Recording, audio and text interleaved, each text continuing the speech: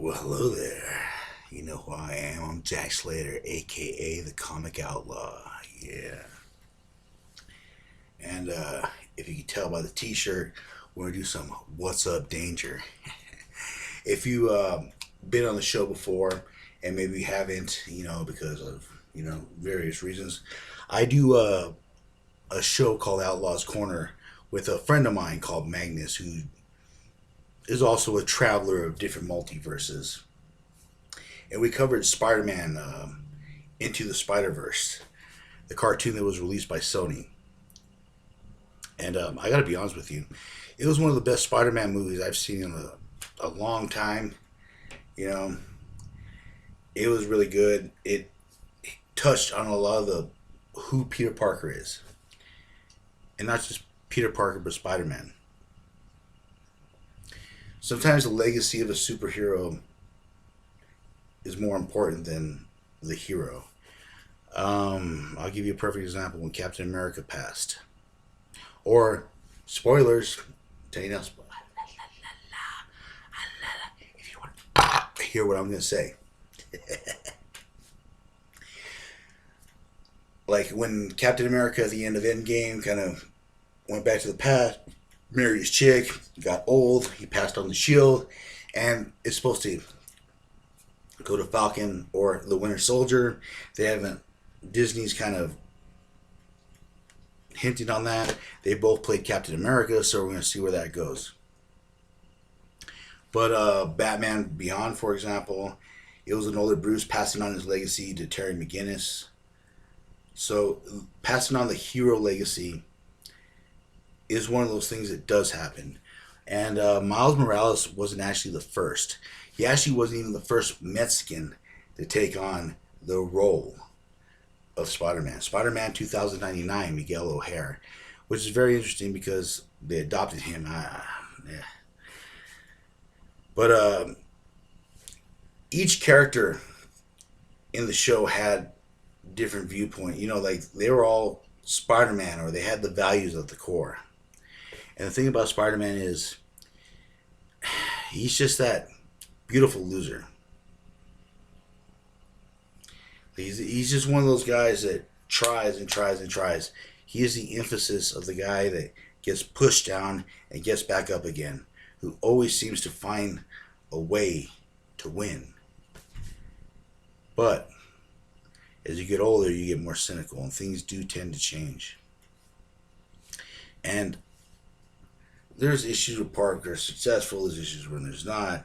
And I'm going to tell you again, la la la la, spoilers for the show if you haven't seen it. I think it's kind of funny that the Ultimate Spider-Man was in his 20s, had blonde hair, was able to do whatever he wanted. People loved him, and he ended up dying. I thought that was a supreme twist of irony right there. But we're not here to talk about the Ultimate Spider-Man or the Ultimate was Spider-Man. No, we're here to talk about the quintessential, I think, beautiful Lou. Really got to watch the other video to kind of understand what I'm saying, because I went a long tirade about this character. I'm talking about Peter B. Parker. Now, this guy was one of my favorite characters for so many different reasons. Take a look. He is an aged Spider-Man. He is in his 30s, almost 40s. He's worn out. His back has been broken. He's been through the superhero ringer. Him and his wife are kind of on the outs. Aunt May has died. Basically the transition of what I think sort of might have happened to Spider-Man. Because if you read the early comics, he was always scraping for money. He was always poor. That's why I sympathized with Spider-Man a lot early on as a kid, because I understood how it was to have to deal with bullies. I understood what it was not to have money. I understood what that's what I mean by street level. Take a look. And so this guy's a little, older, a little paunchier, but he has a lot of different experience, and he's at that point where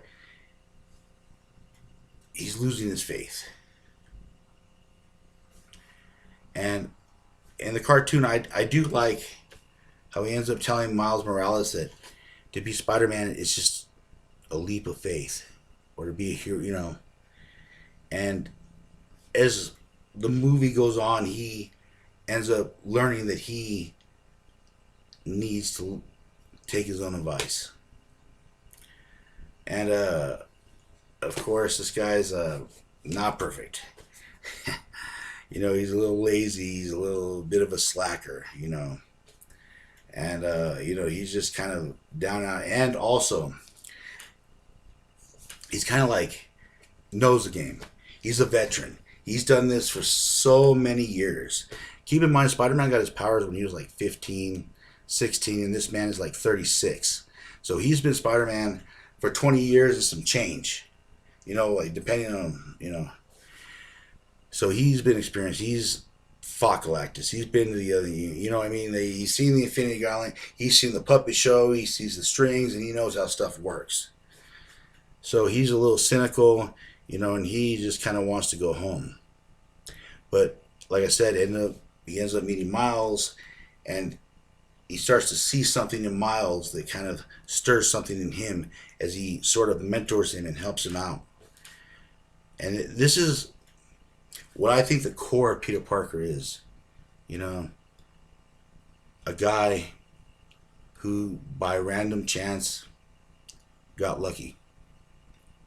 And then tried to cash it in and realize the error of his ways. And yes, I know, everybody knows the Uncle Ben story.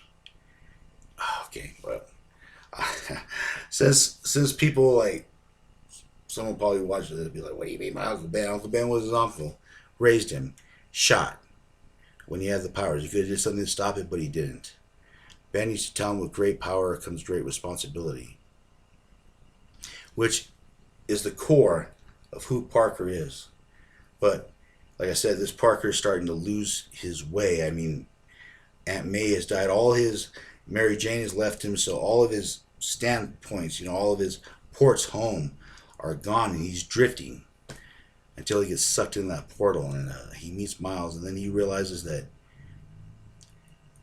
you have to not just think how to fix your life. You have to get up off your ass and do it. If you want something, then shoot for it. Try. And if you fail, you fail. But that's the point of Spider-Man. Look how many times, if you read Spider-Man comics, look how many times he's failed, how many times he's fallen, how many times he's an imperfect human being, and he's still gotten up. He still keeps moving. He still keeps going. No matter what adversities, and then he has crises. Possibly he's one of the more human of the Marvel characters. You know, more. That's why I kind of despise. I understand the term street level, but kind of You know, he's just one of those guys. You know, he's a guy. You could be Spider-Man, and that's the point. Anyone can be Spider-Man. Anybody that's blessed with a random power can be this person if you're willing to excel and accept the responsibility for your power.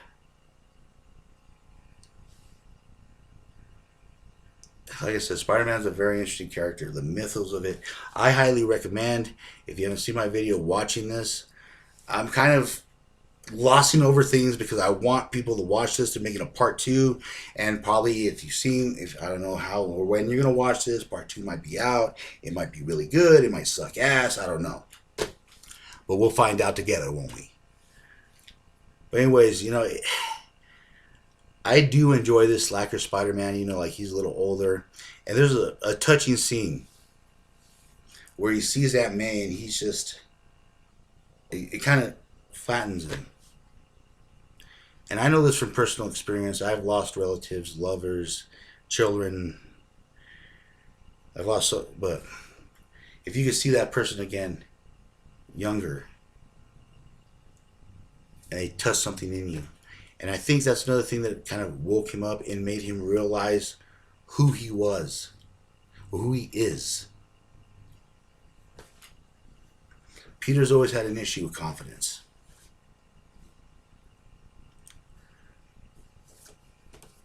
But yeah, check it out. It's part of a set. Stiltman.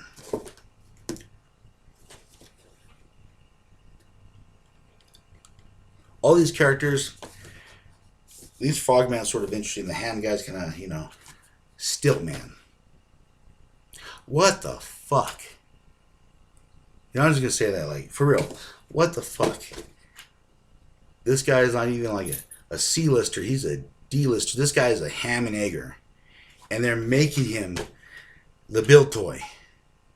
I've done a lot of these toys, and I have a lot of the action figures, but this by far is probably one of the suckiest build toys to actually come out in the set this good.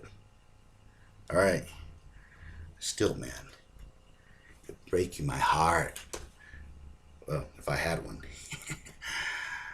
But anyways, let's pop this open, huh? Got the key to the city. Yes, even though on the run, I always bring the key. Just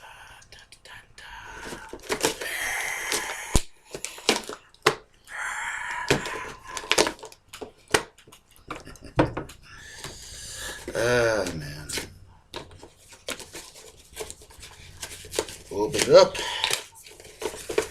And I actually kind of like his relationship with Spider-Gwen, because Spider-Gwen, ended up losing her Peter Parker.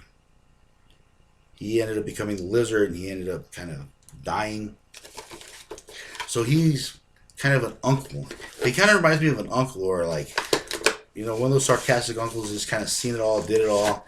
And I'm actually understand that because I'm actually one of those uncles, if you know what I'm saying. Check it out here. Boom. Look at that. Check it out. Now, you're probably wondering why he has a soda cup. I mean, there's the scene with him and Miles. Like I said, you really got to watch this because I really don't want to ruin a lot of this, because it's one of the best cartoons I've actually seen that's geared for adults and children. You can watch this with your kid and be like, yes. And there's things for the kid, and there's things for you. Check that out. Alternate hands. And when he crossed over, his luck's a little bad. He ended up losing his spider tights. That's why he's wearing the sweats and shoes. Kind of a bummish look, which kind of suits the character. Now, I do like how it's not really tied down.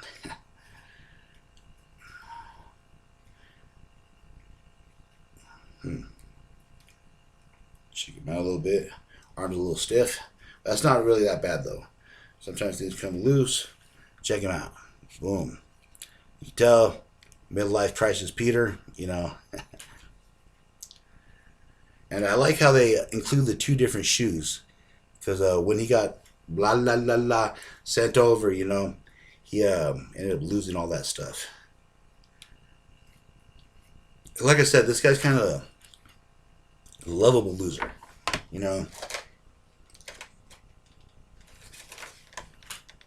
Check it out. And a lot of, the unique thing about this one is, if I could pull it down from that. Dang, this thing is in there. Fucking bastard. I must say, when they fucking took something in, they took it in. Alright. This is the hardest I had to work for some head in a long time.